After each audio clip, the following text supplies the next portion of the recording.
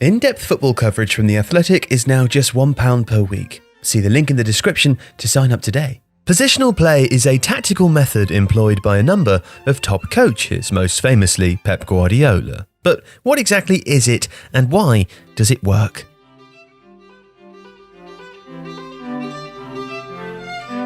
Originating in concepts developed in Total Football by Rinus Michels and Johan Cruyff, positional play has become a guiding principle for many top sides. Hansi Flick's Bayern and Thomas Tuchel's Chelsea both use positional play principles, for example, while Guardiola himself has cited Michael Laudrup's Swansea team and Paco Gemes's Rayo Vallecano as two of the best examples. Positional play is fundamentally a number of simple ideas which together are extremely difficult to coach and implement correctly. It requires players to learn a series of movements into and out of zones depending on where the ball, teammates and opposition are. And the coaching of positional play is a good place to start because Pep Guardiola's famous divided training pitch shows one of the key building blocks for the method. The training pitch is divided into zones using lines up and down and across the pitch. This is so that players can learn their movements in and out of zones. There should never be more than 3 players on the same horizontal line or 2 on the same vertical line. This is why, for example, if a fullback cuts inside, the winger will push out and vice versa. The idea is that players should acquire an almost automatic sense for where to be and when in relation to where the play is, where the ball is, and where their teammates are. This also encourages players to become comfortable with rotation, another fundamental principle of positional play. Players need to be adept at switching in and out of zones, even when this might put them, in terms of where they are on the pitch, in an area that they're not that familiar with. Covering for a fullback who surges forwards might require a central midfielder to shift into that zone and assume a greater defensive responsibility. This has echoes of Total Football and is one of the reasons that positional play demands so much of a squad. So these two principles, zonal positioning in relation to teammates, the ball and space, and rotation are the way to achieve positional play's main goal, which is superiority. And superiority on the pitch is achieved in one of 3 main ways. These are numerical, qualitative, and positional.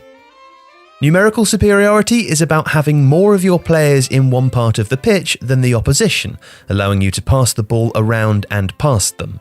A good example of this is when a centre-back splits wide if the goalkeeper is in possession and a midfielder drops in. This means that even against 3 defenders pressing the area, the team in possession has a free man. Qualitative superiority is the attempt to get one of your good players in a position to attack a defender who is not as good, perhaps slower, weaker, or less technically able.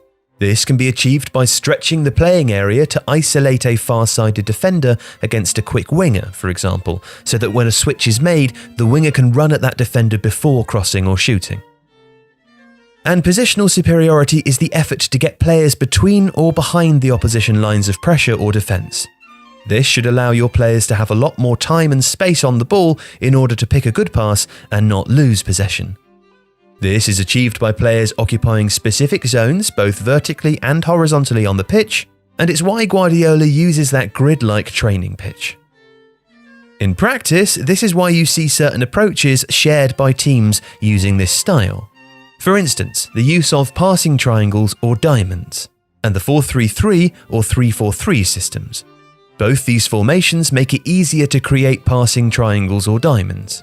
And by getting players into the right zones and between the lines, these patterns make it easy to move the ball through the opposition and generate a superiority between or behind the lines.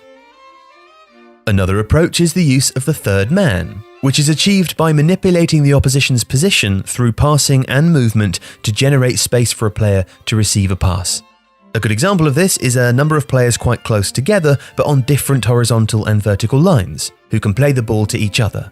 This then draws the opposition towards that area of the pitch, creating space elsewhere for a third man run. And this is also why positional play teams often overload one flank before then switching it very wide to the other flank.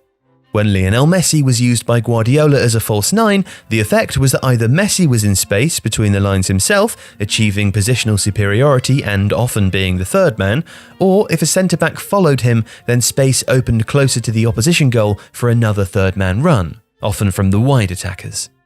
And a lot of positional play is about manipulating the opponent through this sort of movement, or by drawing the opponent in with close passing triangles. But the aim is always to create a superiority somewhere on the pitch. And positional play affects defence too. Teams that play this way often press and counter-press, because it means they can have a number of players near the ball if possession is won back and immediately restart the process of gaining superiority. Generally, the opposition will have a number of players near the ball when it's recovered, so counter-pressing can take advantage of this by using the space on the pitch elsewhere if possession is successfully won back. Positional play teams also often play quite a high line, looking to compress the playing area in defence before opening it up again in possession. These two concepts are, again, borrowed from total football, where the manipulation of space was very important. So, if you're trying to work out if a team is playing positionally, then here are the things to look for. There will be lots of rotation, with players appearing in unexpected areas. There will often be movements that are repeated, like a midfielder dropping to make a back three or fullbacks and wingers swapping in and out.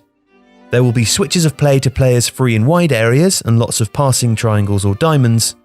The goalkeeper will be part of build-up phases. And the team will press and counter-press and very likely keep a high defensive line. That's of course not an exhaustive list, but these are all good indicators that a team is using the principles of positional play. If you liked today's video, please subscribe to the channel to help us reach 1 million subscribers. And we're also pleased to be able to offer you access to The Athletic for just £1 per week. Follow the stories that you care about with closer access and intelligent takes. See the link in the description now to sign up. Thank you.